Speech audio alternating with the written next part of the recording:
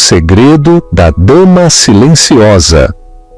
Inscreva-se agora para desvendar os segredos mais bem guardados e não perder mais histórias de intriga e vingança. Você já sentiu o mundo desmoronar sob seus pés, não por um terremoto, mas pela traição mais íntima? Isto não é um conto de fadas. Para Valentina Alencar, foi um pesadelo acordada. Ela entregou ao marido Ricardo Ferraz 2 décadas de sua vida, ajudando-o a construir um império bilionário apenas para ser publicamente descartada por uma mulher mais jovem. Esperava-se que ela desaparecesse, tornando-se apenas um capítulo esquecido na biografia do grande homem. Mas eles cometeram um erro catastrófico. Eles a subestimaram. Pensaram que ela era apenas a esposa. Não faziam ideia de que era ela quem detinha todo o poder. O que você está prestes a ouvir é a história de como uma mulher transformou a maior traição de sua vida na vingança mais espetacular, usando a recepção do próprio casamento do ex-marido como palco para seu golpe corporativo. O sol da tarde, cor de mel queimado, invadia as janelas do chão ao teto da cobertura triplex, cintilando nas taças de cristal com champanhe. Do alto do 34º andar, na região da Faria Lima, em São Paulo, a cidade se estendia como um circuito de sonhos e ambições. Durante 20 anos, essa tinha sido a vista de Valentina Alencar. Mas hoje parecia alheia, uma paisagem da vida de outra pessoa. O champanhe em sua mão já tinha esquentado há muito tempo. As bolhas haviam desaparecido. Do outro lado da sala de estar cavernosa, um espaço decorado em tons estéreis de cinza e cromo, que sempre pareceu mais um saguão corporativo do que um lar. Seu marido, Ricardo Ferraz, monopolizava a atenção. Ele era um homem esculpido pelo sucesso. Seu terno, sob medida, era incapaz de ocultar a energia crua e incansável que o impulsionara de analista júnior a CEO da Ferraz Logística, um gigante logístico nacional. Sua risada, um som estrondoso que sempre exigia atenção, ecoava no piso de mármore travertino. Ele celebrava o fechamento do Acordo Olival, uma aquisição multimilionária no agronegócio que colocaria a Ferraz Logística na capa da revista Exame mais uma vez. Valentina o observava, um fantasma em sua própria festa. Ela havia planejado este evento como planejou todos os outros, com uma precisão meticulosa e invisível. Havia selecionado o buffet, uma equipe renomada trazida dos jardins, aprovado os arranjos florais de orquídeas brancas e curado a lista de convidados composta por titãs da indústria e suas esposas deslumbrantes e ambiciosas. Ela era a esposa corporativa perfeita, elegante, equilibrada e completamente silenciosa, um belo acessório vivo para a grandeza do marido. Seu olhar desviou-se para a mulher que estava perigosamente perto de Ricardo, Clara Viana. Clara era a diretora de relações públicas da empresa, uma mulher com metade da idade de Valentina e com uma ambição que ardia em seus olhos como uma chama piloto. Ela era toda ângulos afiados e beleza moderna, com um corte bob preto elegante e um sorriso ao mesmo tempo predatório e deslumbrante. Ela tocou o braço de Ricardo enquanto ria de sua piada, um gesto casual e possessivo que enviou um calafrio familiar e gelado ao coração de Valentina. Isso vinha acontecendo há 2 anos. No início, foi apenas um sussurro, uma mudança na agenda de Ricardo, o aroma de um perfume diferente em suas camisas. Depois vieram as reuniões noturnas, as viagens de negócios repentinas. Valentina vira as faturas do cartão de crédito, as reservas de hotéis de luxo para 2 em cidades onde a Ferraz Logística não tinha negócios. Ela vira a forma como Clara olhava para seu marido, não com a parceria discreta de uma colega, mas com o brilho triunfal de uma conquistadora. Valentina não dissera nada. O que havia para dizer? Em seu mundo, o dever principal de uma esposa era manter a fachada. Um divórcio conturbado, um escândalo público, era ruim para a marca. Ricardo era a marca, e ela, por extensão, era sua guardiã silenciosa e sorridente. Então ela desempenhou o seu papel, organizando os seus jantares, sorrindo ao seu lado e, lentamente, silenciosamente, morrendo dentro de sua gaiola dourada. A festa começou a se dissipar à medida que a tarde virava a noite. As luzes de São Paulo abaixo piscavam como um mar de estrelas distantes em meio ao concreto. Finalmente, apenas os três permaneceram na vasta e silenciosa sala. A equipe do buffet movia-se com uma quietude espectral, retirando os restos da celebração.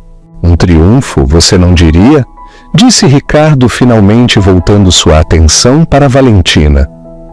Ele afrouxou a gravata com o rosto corado pelo champanhe e pela vitória. O olival é nosso. Eles nunca souberam o que os atingiu. Foi uma negociação magistral.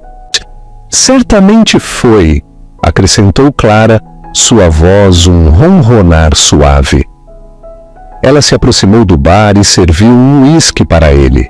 Seus movimentos eram fluidos e seguros. Não ofereceu nada a Valentina. Certamente foi, respondeu Valentina com a voz equânime. Colocou sua taça de champanhe, intocada em uma bandeja que passava. Parabéns. Ricardo pegou o uísque das mãos de Clara. Seus dedos roçaram os dela.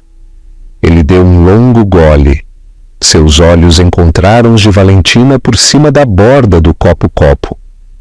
Havia algo diferente em seu olhar esta noite.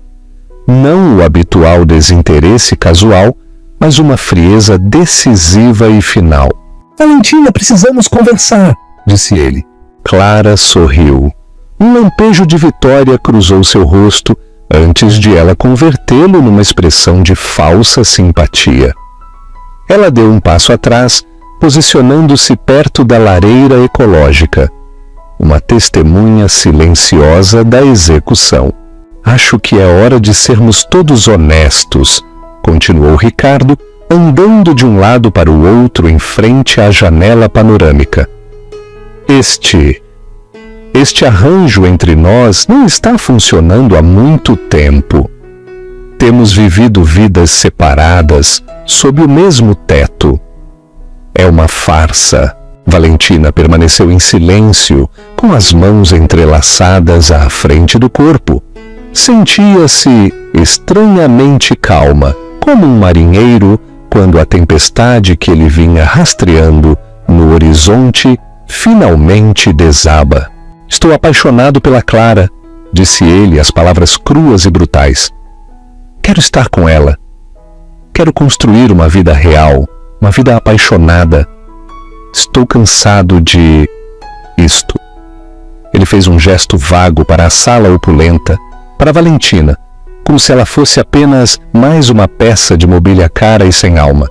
Entendo, disse Valentina. Sua voz não traía emoção alguma.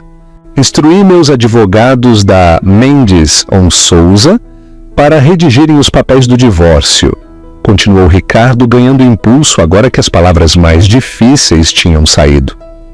Eles entrarão em contato com os seus. Tenho a intenção de ser generoso, é claro. Você ficará muito confortável. Um corte limpo é o melhor. E ele a olhou, esperando lágrimas, uma cena, uma súplica. Não viu nada disso. Apenas viu uma estranha e inquietante quietude.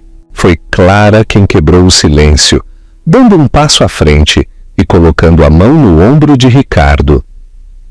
Não queríamos te machucar, Valentina, disse ela, sua voz pingando uma tristeza insincera. Simplesmente não podíamos lutar contra isso. Amor é amor. O olhar de Valentina desviou-se para Clara e pela primeira vez naquela noite, um brilho de algo cru e poderoso apareceu em seus olhos. Não era tristeza. Era algo muito, muito mais frio. Você tem razão, disse Valentina suavemente, suas palavras flutuando no ar como geada. Não se pode lutar contra isso. E deve-se sempre ser honesto. Ela se levantou com uma postura real.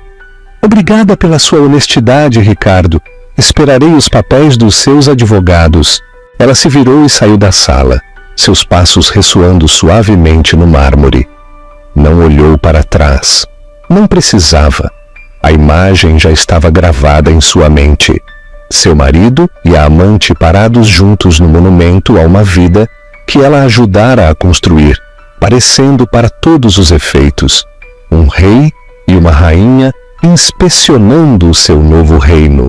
Mas reinos, Valentina sabia, podiam cair e raramente viam a mão que os derrubava até que fosse tarde demais. 2 dias após a festa, chegaram os papéis do divórcio. Foram entregues por um motoboy rápido e impessoal e aterrissaram com um baque suave na antiga escrivaninha de mogno no escritório privado de Valentina. Este quarto, escondido em uma ala tranquila da cobertura, era seu santuário. Ao contrário do resto do apartamento, era quente e pessoal, cheio de livros, mapas antigos e o aroma suave e reconfortante de papel velho e chá de capim-limão. Este era o único espaço onde Ricardo nunca entrava, descartando-o como bagunçado e improdutivo. Era aqui que residia a verdadeira Valentina Alencar. Ela não abriu o envelope grosso da Mendes & Souza imediatamente. Em vez disso, sentou-se por um longo momento, olhando para o nome do escritório de advocacia, os Dobermans de Ricardo, conhecidos por sua abordagem agressiva e sem prisioneiros no direito corporativo e de família.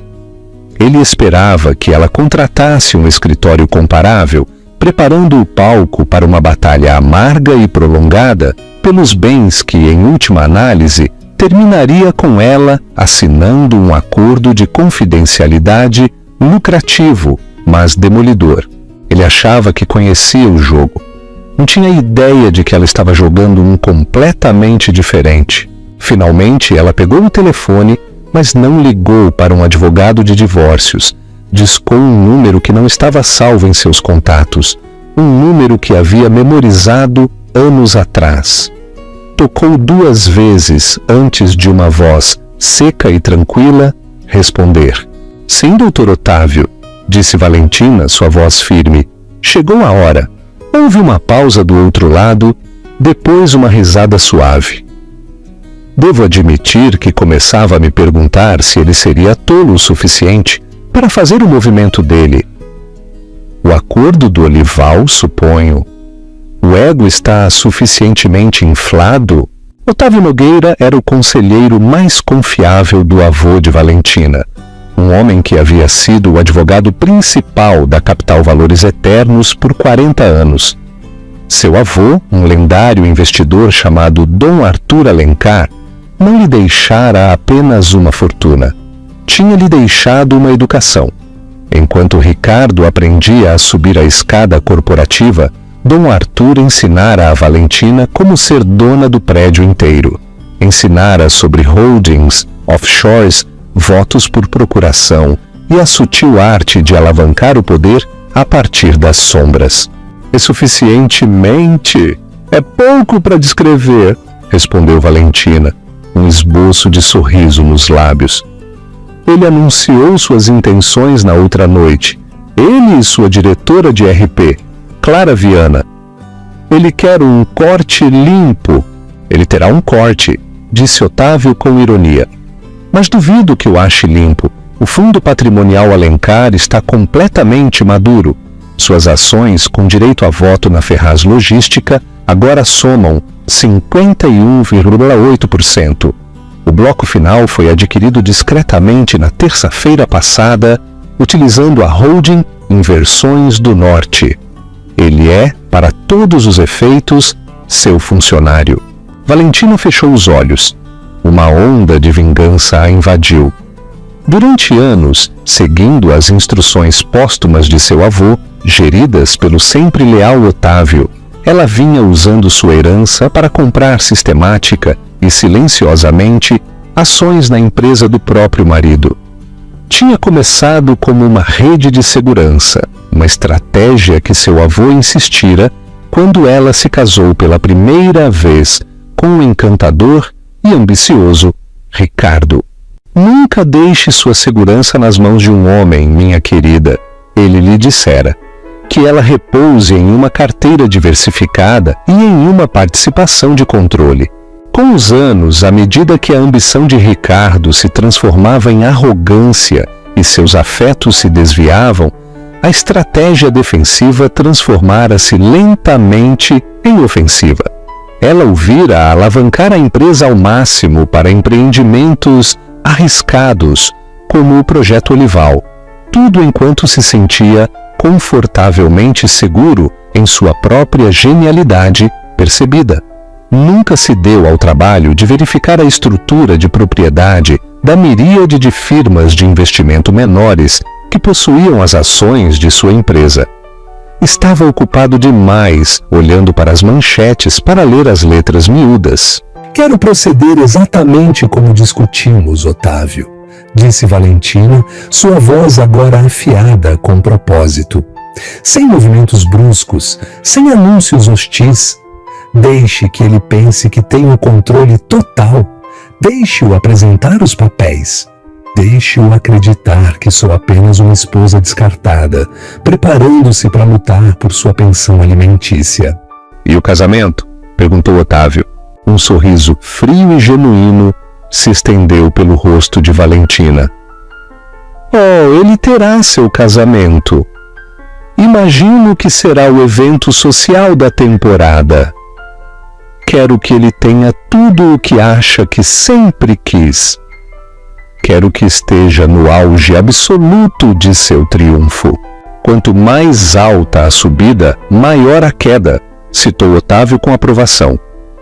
Terei a equipe da Branco em Cisneiros em espera.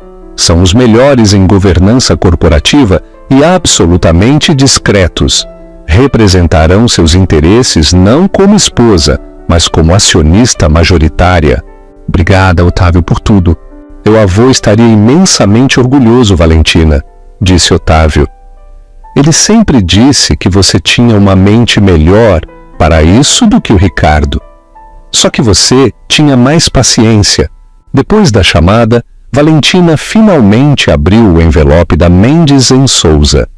Passou os olhos pelos documentos, o juridiquês borrado.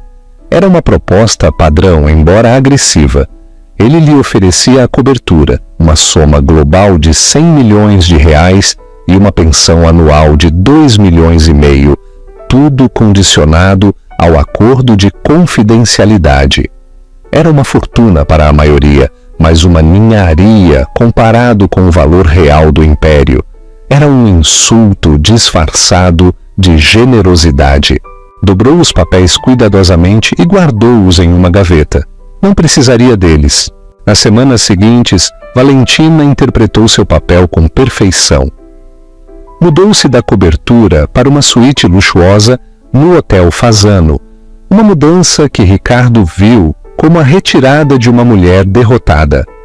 Contratou um advogado de divórcios conhecido, mas de segunda categoria, um homem famoso por fazer acordos, não por brigar.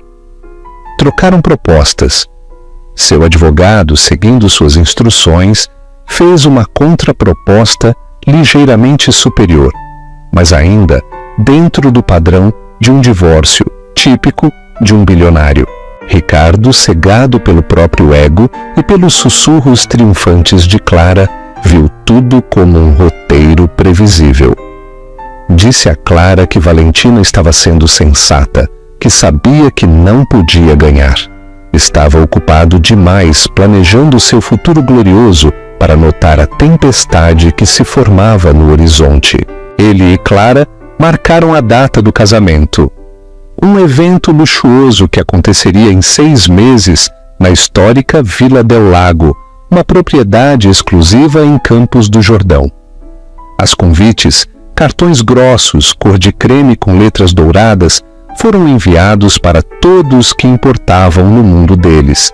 Uma tarde, enquanto Valentina tomava chá em sua suíte no hotel, chegou um pacote. Era um dos convites de casamento. Contemplou a caligrafia elegante, seu nome inscrito no envelope interior. Era um ato final, impressionante em sua crueldade e arrogância. Não só a estava divorciando, estava convidando-a para testemunhar sua própria substituição. Uma mulher menor a teria rasgado em pedaços, uma mulher menor teria chorado. Valentina simplesmente pegou o telefone e enviou uma mensagem para a organizadora de casamentos e velha conhecida. «Querida Genoveva», escreveu, «fiquei muito tocada ao receber o convite. Claro que estarei lá. Não perderia por nada neste mundo». Depois enviou outra mensagem, desta vez para Otávio. O convite chegou. «O palco está montado», respondeu ele momentos depois. «Excelente. Todos os ativos estão em posição. O conselho foi preparado. Estão nervosos com o estilo de liderança despreocupado de Ricardo após o Olival. Estão prontos para uma mudança. Tudo o que precisam é que um novo líder emerja». Valentina olhou pela janela para a cidade de São Paulo. Já não parecia tão alheia. Parecia um reino esperando por sua verdadeira rainha. O dia do casamento amanheceu com um céu de azul brilhante e imaculado, típico do inverno na Serra. Uma falácia patética perfeita para o estado de espírito de Ricardo Ferraz. Ele se sentia no topo do mundo. Um rei moderno prestes a se casar com sua rainha e solidificar sua dinastia.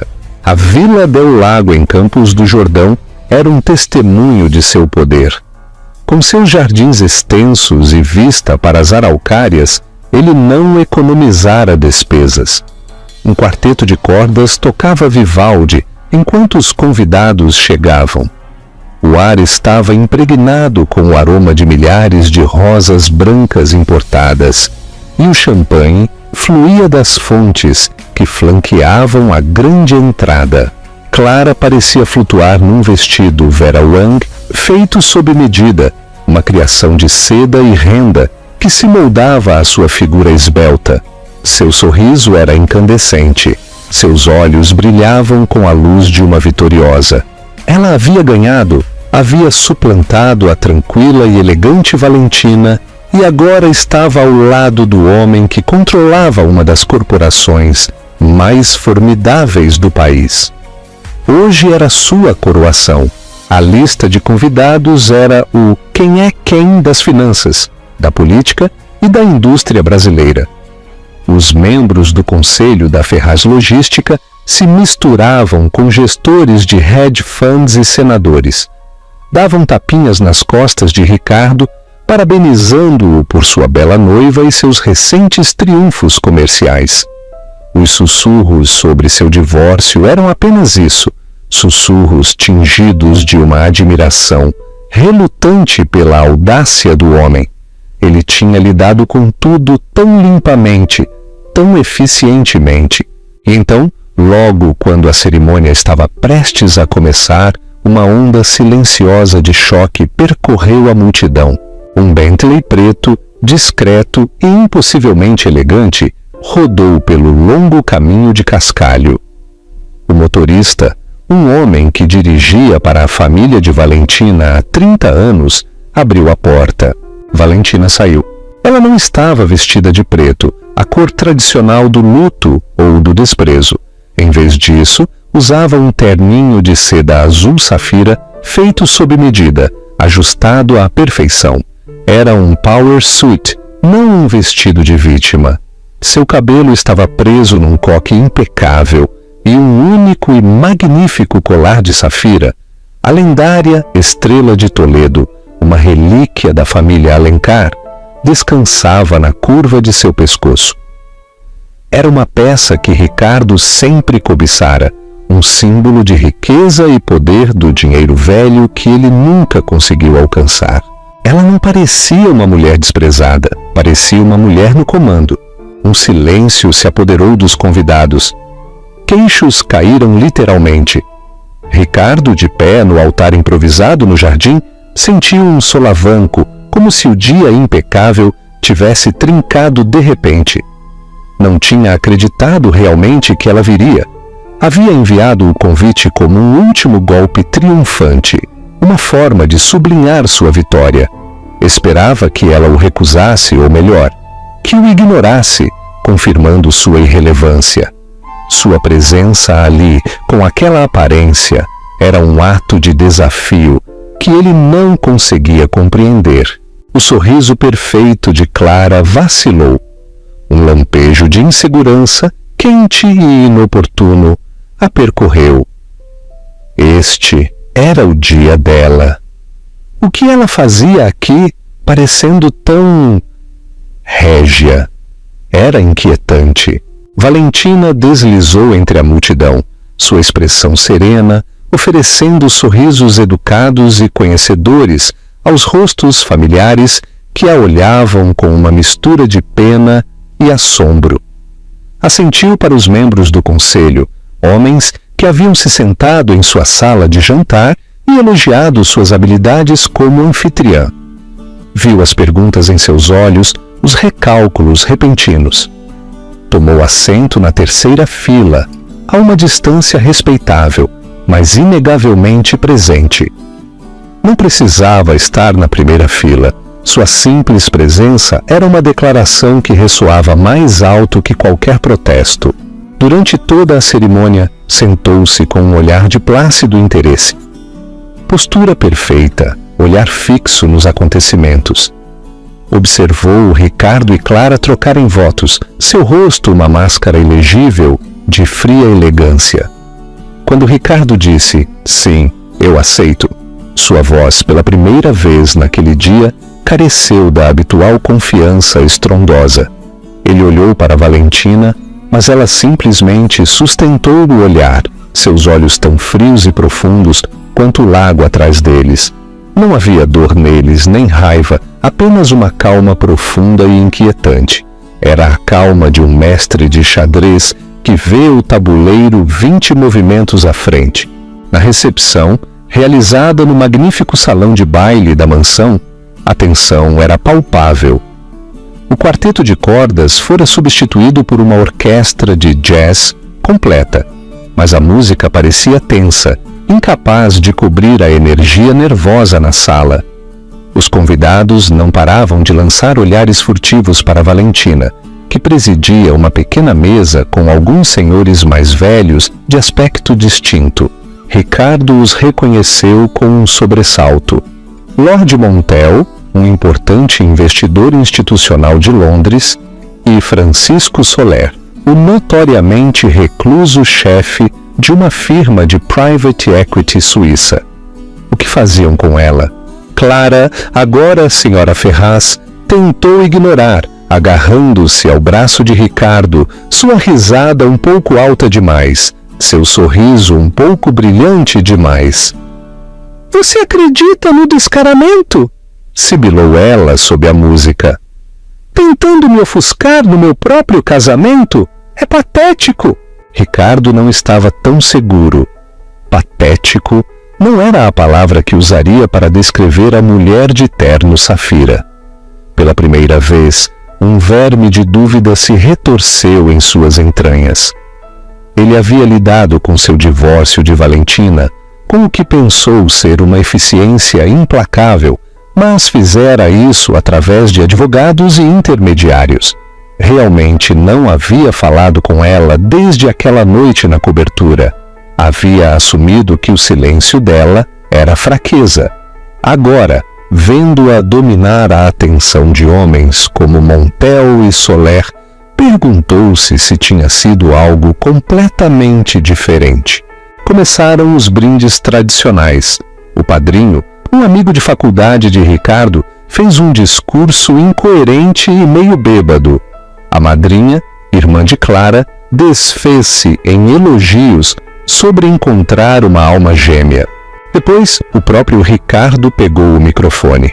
Parou no centro da pista de dança, banhado num foco de luz quente, com Clara ao seu lado. Agradeceu aos convidados, elogiou a beleza e brilhantismo de sua nova esposa e falou de um futuro cheio de paixão e sucesso. Então, num movimento de suprema arrogância, uma última girada na faca, a qual não pôde resistir, abordou o elefante na sala. Também quero tirar um momento para reconhecer meu passado, começou, com voz suave e magnânima, e agradecer à minha ex-esposa Valentina por seus serviços ao longo dos anos. Nosso divórcio foi amigável e não desejo a ela nada além do melhor. Sua presença aqui hoje é um testemunho da maturidade e da graça com as quais ambos lidamos com essa transição.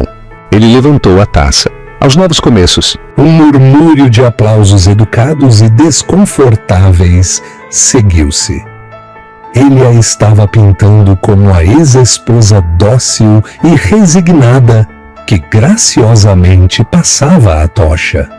Estava colocando-a em seu lugar. Entregou o microfone à organizadora de casamentos, Genoveva, que parecia nervosa com a correnteza subterrânea na sala. Talvez tentando acalmar as coisas ou seguir a narrativa de amabilidade de Ricardo, Genoveva tomou uma decisão fatídica e improvisada. Isso foi lindo, Ricardo, disse ao microfone, a voz tremendo levemente. E é tão maravilhoso ver tanta sensibilidade moderna. Valentina, você está tão encantadora. Me pergunto se não gostaria de dizer algumas palavras também para desejar o melhor ao feliz casal. Uma inspiração coletiva percorreu o salão. Todos os olhos se voltaram para Valentina. Era uma sugestão horrivelmente incômoda, uma granada social. O rosto de Clara ficou branco de fúria. O sorriso confiante de Ricardo desvaneceu, substituído por um lampejo de pânico. Ele havia escrito o roteiro e isso não estava nele. Valentina, no entanto, não parecia nervosa. Parecia pronta. Levantou-se com a elegância de uma rainha ascendendo ao trono e começou a caminhar em direção ao palco. A orquestra de jazz vacilou e ficou em silêncio.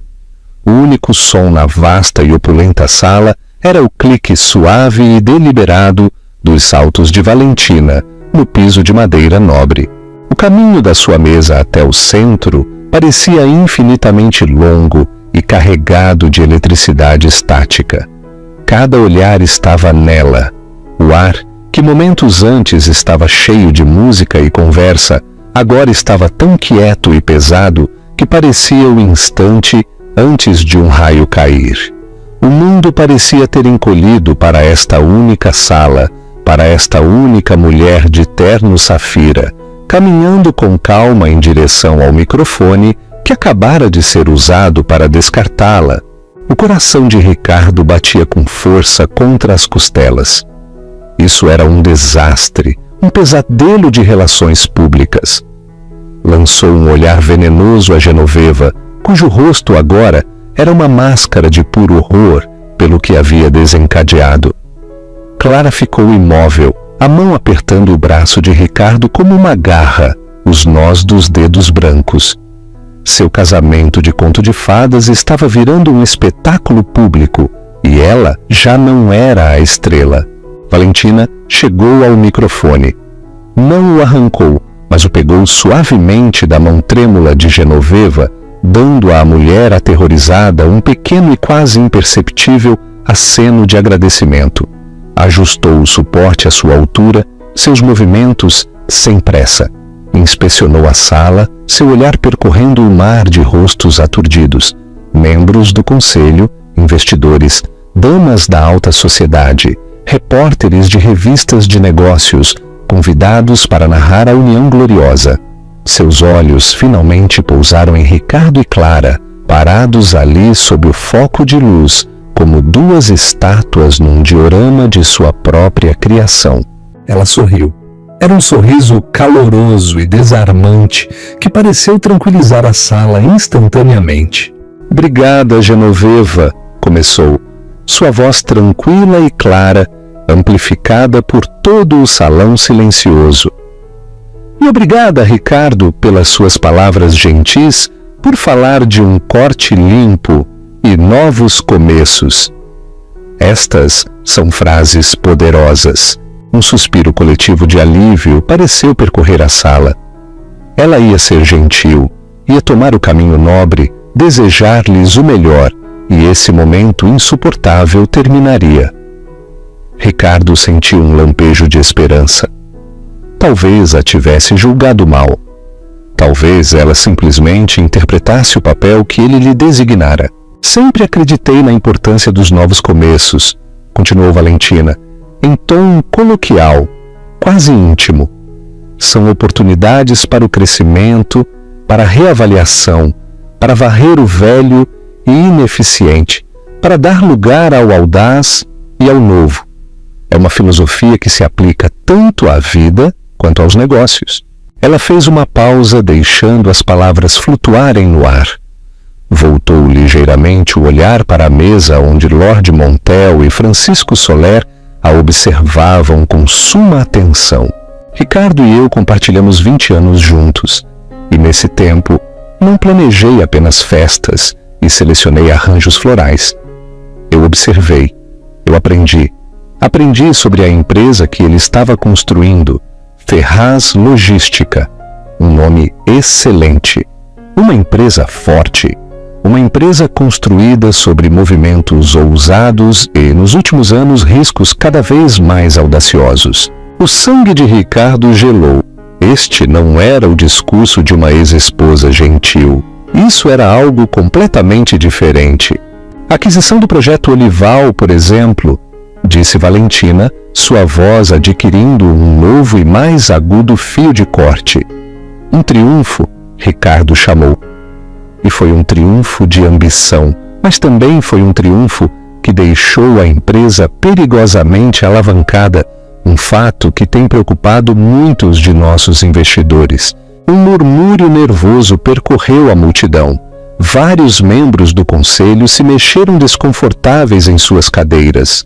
Isso não era conversa de coquetel.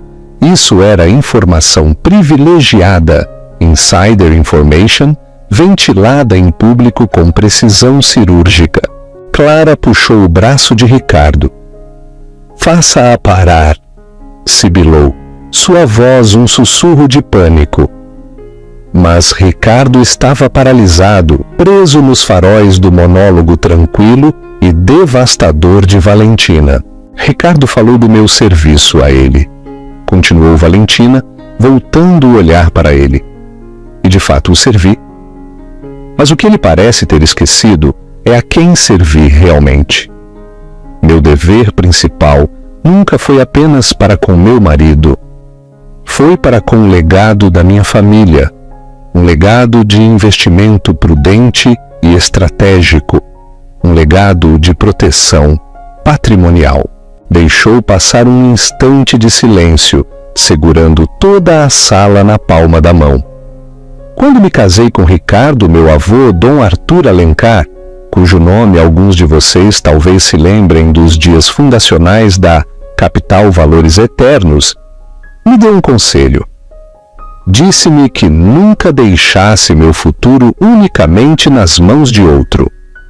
Ele estabeleceu um fundo fiduciário para mim, privado e discreto, com um mandato de longo prazo muito específico.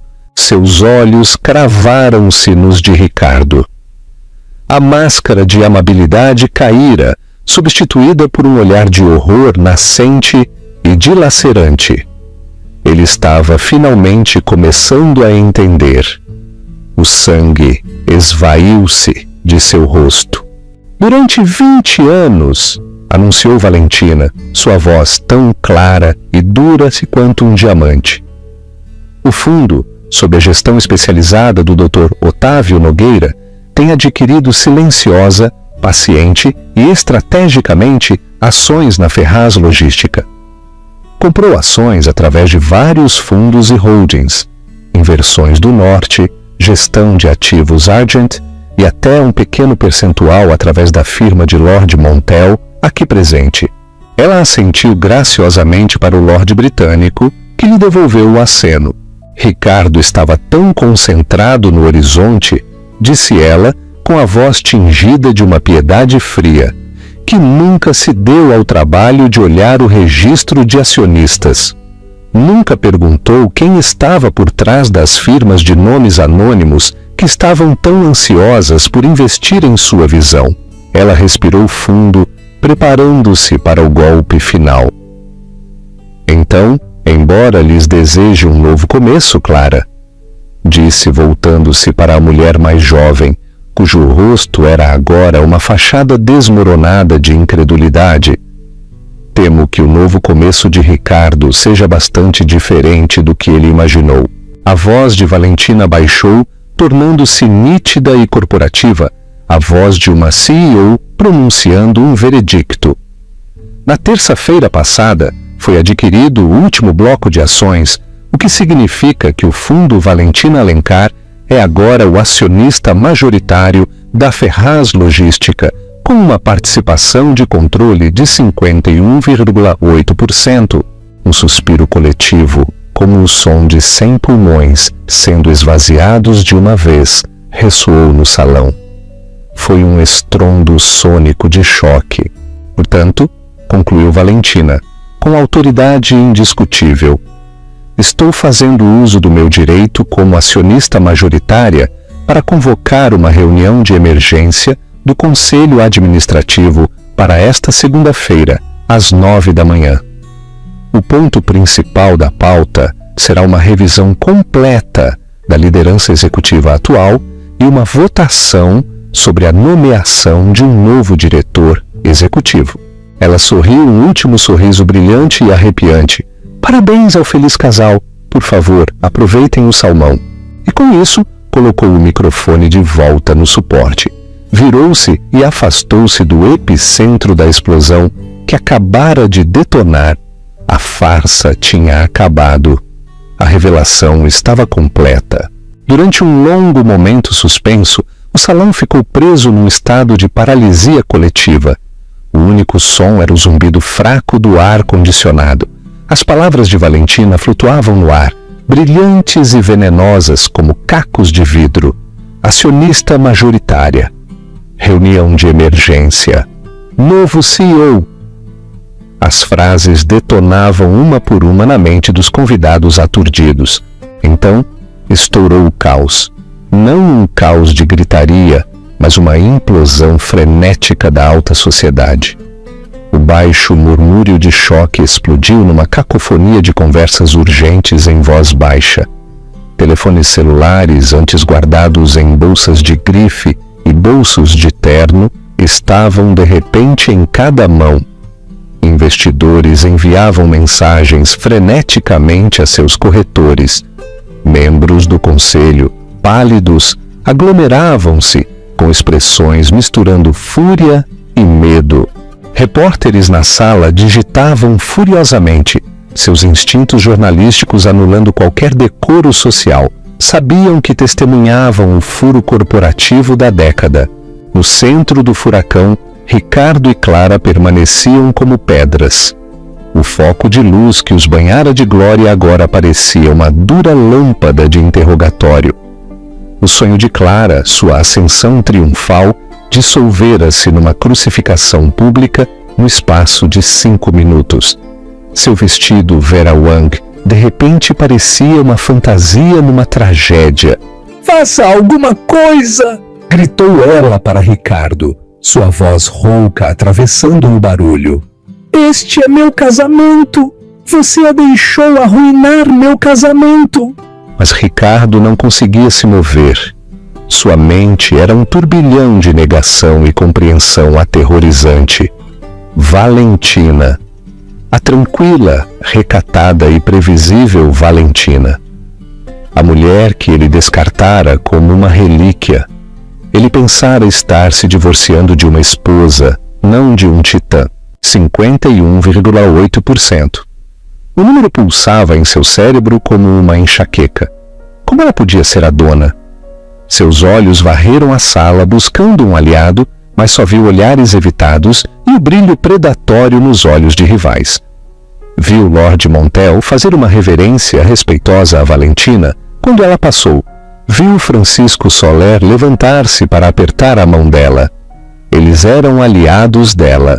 Enquanto isso, Valentina movia-se através do caos com a calma de um galeão navegando numa tempestade que ela mesma provocara. Não correu para a saída, deslizou. Parou para uma breve conversa com seu advogado, da Branco em Cisneiros, aceitou um copo d'água. Não estava fugindo, estava dando uma volta da vitória. Quando ela se aproximava das grandes portas duplas, Ricardo finalmente saiu de sua paralisia. Galvanizado por uma onda de fúria desesperada, tropecou atrás dela, abrindo caminho entre os convidados. "Valentina!" bramou. Ela parou e se virou com uma expressão de leve interrogação, como se ele fosse um estagiário com uma dúvida irrelevante. "Como você pôde?" sibilou ele, o rosto contorcido. "Como pôde fazer isso? Hoje, de todos os dias?" "Ao contrário, Ricardo", respondeu ela, voz baixa, só para os ouvidos dele. "Hoje era o único dia.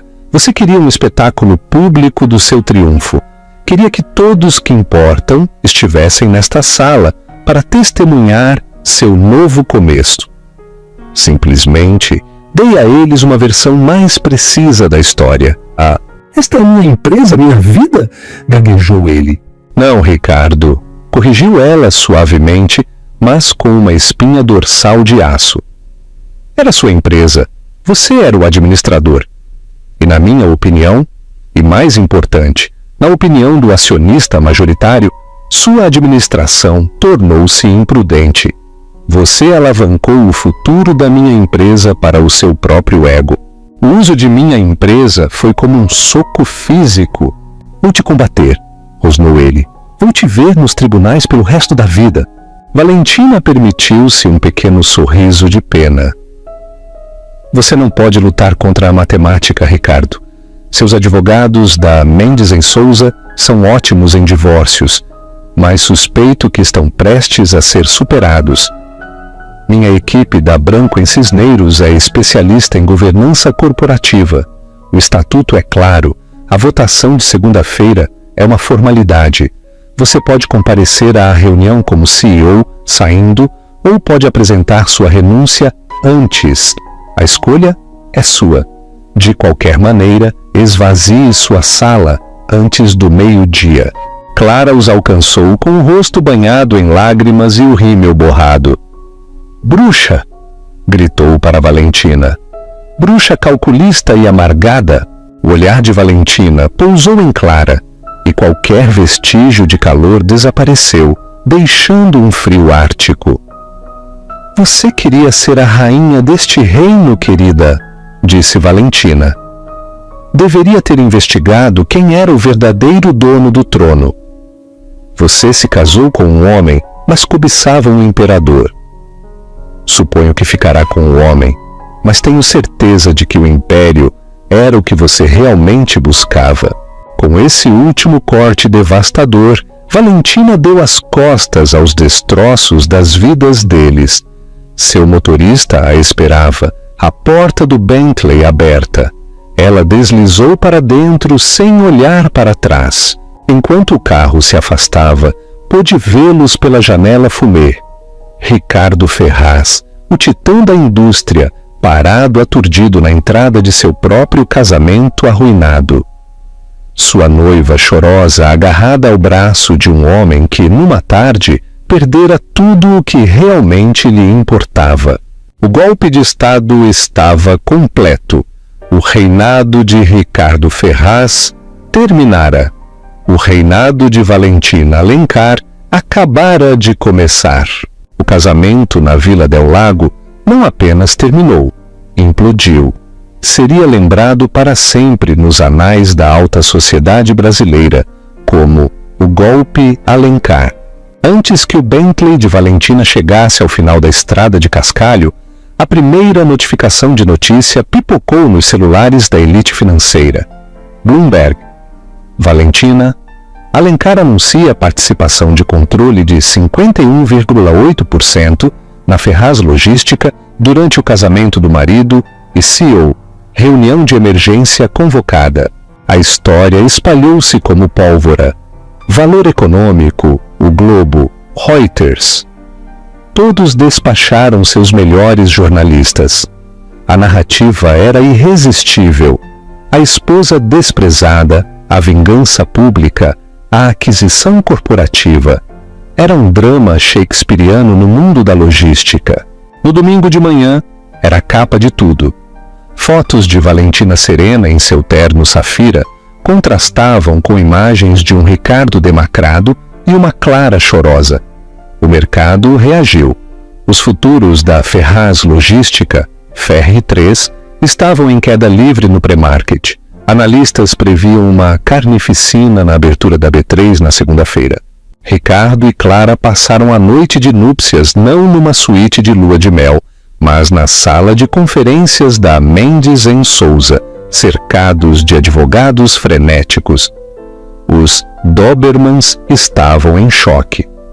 Tinham se preparado para um divórcio, não para uma aquisição hostil orquestrada pela suposta vítima. Ela nos pegou, Ricardo, disse Roberto Mendes, exausto. As compras de ações são inexpugnáveis, canalizadas através de uma dúzia de entidades legais. É uma obra de arte. O Fundo Valentina Alencar é o proprietário majoritário indiscutível. A reunião é legal? A votação é legal? Então o que eu faço? Perguntou Ricardo a voz oca. Você tem duas opções, disse Mendes secamente. Aparece na segunda-feira e é executado publicamente por um conselho que ela controla ou renuncia. Aconselho o último. Dá-lhe um pingo de dignidade para sair. Clara, encolhida numa cadeira, envolta num casaco emprestado sobre o vestido de noiva arruinado, olhava para o vazio. Havia amarrado seu destino a uma estrela apenas para vê-la cair. Poder, prestígio, cobertura, jatinho, tudo evaporando. Era a senhora Ferraz, sim, mas o nome agora era um fardo, uma marca de humilhação. Estava casada com um homem prestes a se tornar a baixa corporativa mais famosa da história moderna. Enquanto isso, Valentina passou seu domingo em tranquila preparação na sala de reuniões da Branco em Cisneiros, com vista para a ponte estaiada. Com ela estavam Otávio Nogueira e sua equipe.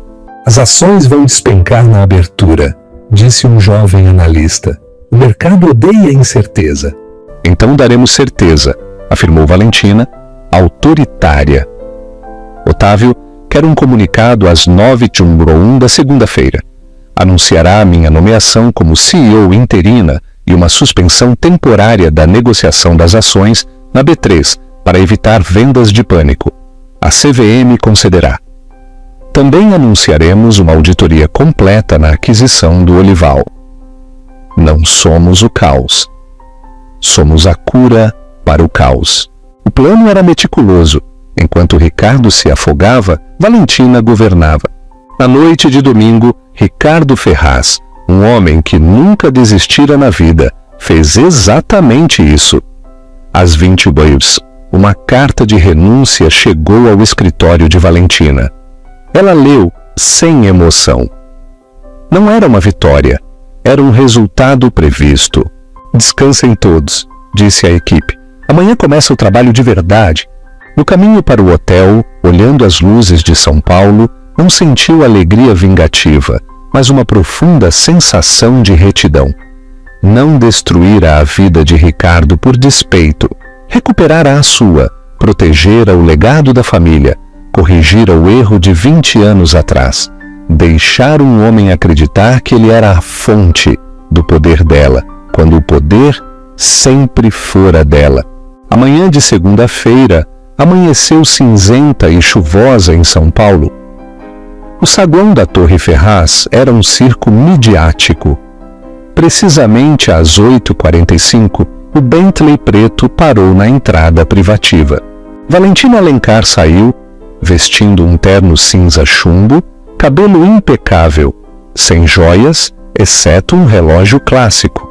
Flanqueada por sua equipe, entrou no prédio que agora possuía. Na sala do conselho, no 50º andar, a tensão era imensa. Os membros restantes, antigos aliados de Ricardo, estavam sentados com rostos sombrios. Sabiam que haviam sido superados. Sua lealdade pragmática migrava para o novo poder. Às 9h10 em ponto, Valentina entrou. Dr. Otávio ao seu lado. Ela não ocupou a cadeira da cabeceira. Sentou-se no centro da mesa. Bom dia, senhores, disse. Como sabem, convoquei esta reunião como acionista majoritária. Aceitamos a renúncia do senhor Ricardo Ferraz. A primeira ordem do dia é restaurar a estabilidade. Apresento uma moção para me nomear diretora executiva interina e presidente do conselho. Ninguém discutiu, seria suicídio profissional. A moção está aprovada por unanimidade, anunciou ela. Passou a hora seguinte expondo sua visão. Não de vingança, mas de renovação. Detalhou a exposição financeira do Olival, delineou planos para reestruturar a dívida e focar na tecnologia logística. Falou como alguém que estudara a empresa por 20 anos como proprietária em espera, não como esposa. Ricardo foi um construtor, concluiu. Mas seu ego superou sua visão. Honraremos o nome da empresa, tornando-o sinônimo de confiabilidade, não de apostas arriscadas. Alguma pergunta? Roberto Chen, o membro mais jovem, levantou a mão. E o pacote de indenização de Ricardo? O contrato dele contém uma cláusula de moralidade, respondeu Valentina com frieza. Suas ações causaram dano à reputação e perigo aos acionistas. Ele violou essa cláusula. Portanto, não receberá paraquedas dourado. Receberá apenas o que a lei exige, nada mais. O recado foi brutal. O velho rei fora exilado, despojado de tesouros. Ricardo e Clara tornaram-se notas de rodapé na ascensão de Valentina. Retiraram-se dos círculos que dominavam. Ricardo, sem empresa e fortuna, era só um homem. Clara viu-se casada com um pária. Semanas depois, Valentina estava no escritório da presidência. Havia redecorado, trocando o cromo frio por madeiras quentes e livros. A vista da cidade era a mesma, mas a sensação era diferente. Não era uma gaiola, era seu reino. Seu celular vibrou. Mensagem de número desconhecido. Você tirou tudo de mim. Sabia que era Ricardo. Por um instante, sentiu o fantasma da mulher que fora. Então, apagou a mensagem sem responder. Não tinha tempo para o passado. Virou-se para a janela, contemplando a vasta São Paulo. O reinado de Valentina Alencar acabara de começar. Ela reescreveu sua história, transformou a traição na vitória máxima, provando que a pessoa mais silenciosa da sala geralmente é a mais poderosa. Sua história é um lembrete cru de que o valor de uma pessoa nunca é definido pelo parceiro e que a melhor vingança não é barulhenta e desordenada, é estratégica, silenciosa e absoluta. Ela não apenas deu o troco, ela ficou com tudo. O que você achou do plano magistral de Valentina? A vingança dela foi justificada? Deixe sua opinião nos comentários abaixo. E para nunca perder uma atualização, curta e inscreva-se. Obrigado por ouvir.